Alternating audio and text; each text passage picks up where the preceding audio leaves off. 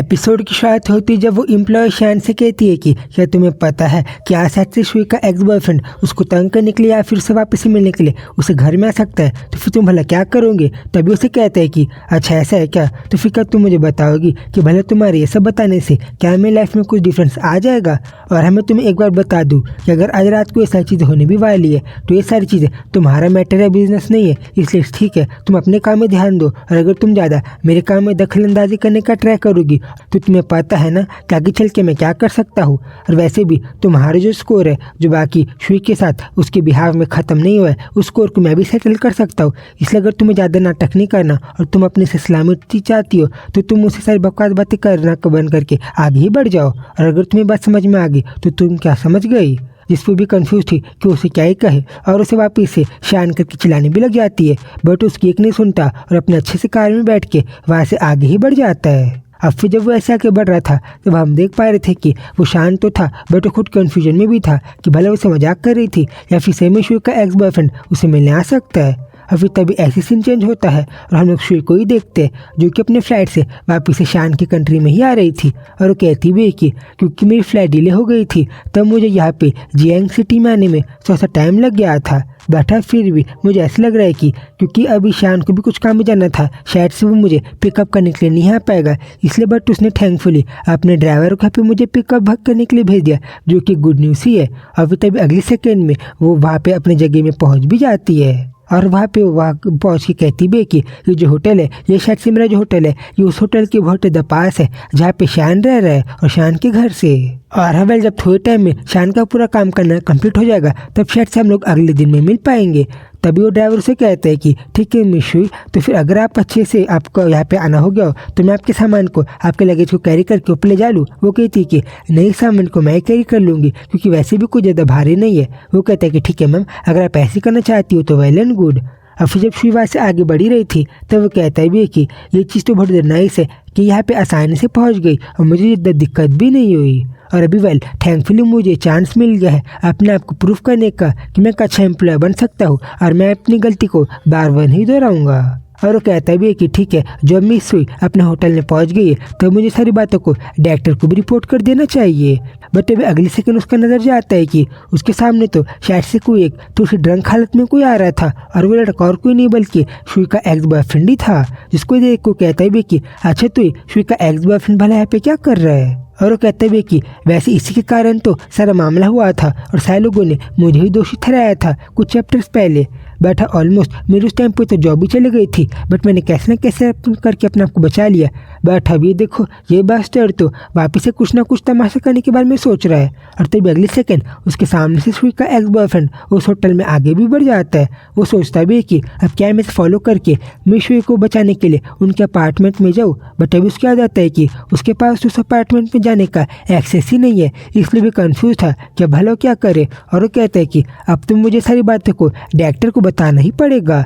और फिर अगले सेकंड हम देखते हैं कि शान तो अपने कंपनी में कुछ बिगिनर्स मीटिंग में था और तभी उसको वहाँ का वेटर पूछता भी कि सर क्या मैं आपके लिए कुछ और खाने के सामान को लाऊं। और वो लोग जब वहाँ पे ऐसी से बात कर रहे थे तब अगले सेकंड उसको उसी ड्राइवर का मैसेज आता है जो उसने उसको बताया था कि डायरेक्टर सर, मैंने मिस शुई को उनके अपार्टमेंट में सेफली टू ड्रॉप कर दिया, बट अब अचानक से यहाँ पे उनका एक्स बॉयफ्रेंड यूँ आ गया जो कि उनके घर में जा रहा है। तो मैं खुद कन्फ्यूज हूँ कि मैं क्या करूँ क्योंकि मेरे पास उस अपार्टमेंट पर जाने का एक्सेस बिल्कुल भी नहीं है।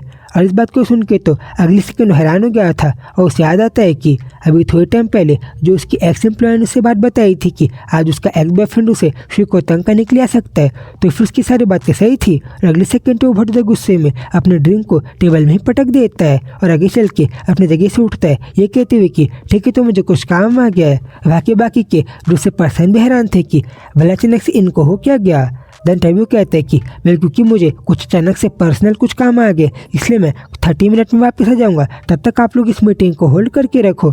और वो बहुत ज़्यादा अच्छे से उस मीटिंग को छोड़ के आगे बढ़ जाता है। देन तभी सीन चेंज होता है और हम लोग शुई को ही देखते हैं जो कि अपने घर में बहुत अच्छे से अपने आप को रिलैक्स कर रही थी और बहुत ज़्यादा काम डाउन थी कि भला आगे वो क्या ही करे। वो तो बहुत कन्फ्यूजन में ही थी। बट तभी अगले सेकंड उसको ऐसा लगता है कि शायद से किसी ने उसके बैल को नॉक किया और आगे बढ़ती है।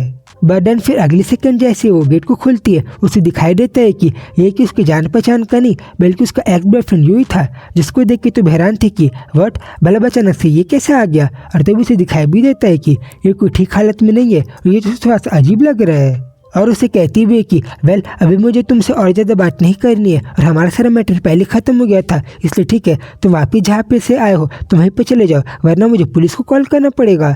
और जब वो ऐसी अपने गेट को हड़बड़ी में लगा ही रही थी तब वो तो उसका यूँ ही तो उसकी गेट को ही पकड़ लेता है और उसे कहता है कि शुई तुम मुझे माफ़ करना और सही में मुझे अपनी गलती के बारे में रियलाइज़ हो रहा है। वो तो ऐसी शुई को हक भी कर लेता है ये कहते हुए कि सही में शुई अब मैं आगे से वैसा नहीं करूँगा, हम लोग को शायद से वापस एक साथ आ जाना चाहिए। वह जिसके पहले क्यों आगे कुछ और कहे शुई तो अगली सेकंड उसको एकदम जोर का एक स्लैप मार देती है जिसके लगती वो भी खुद शौक था। और तब अगली सेकंड उसे कहती है कि वेल अगर तुम्हें अपनी गलतियों का पश्चाताप हो रहा है तो तुम्हें चर्च जाना चाहिए और तुम्हें गॉड से प्रे करना चाहिए, ना कि मुझसे। और मेरा ये कोई प्लेस कोई शेल्टर नहीं है जहाँ पे कि तुम्हें माफ़ी मिलेंगी, इसलिए में तुम मेरे साथ ऐसे बिहेव मत करो। बट तभी उसकी सारी बातों को सुन के तो अगली सेकंड नहीं पता कि बट उसको कुछ ज़्यादा गुस्सा जाता है और उसे पकड़े कहता है कि डैम इट यू सीरियसली क्या तुम अपने आप को ज़्यादा महान समझ रही हो और मैं तुमसे बस बात कर रहा हूँ ना, तो क्या तुम मुझसे अच्छे से बात नहीं कर सकती। और उसने तो बहुत बेकार तरीके से शुई के हाथों के पकड़ लिया था, वो बेचारी तो अपने आप को छुड़ा ही नहीं पा रही थी।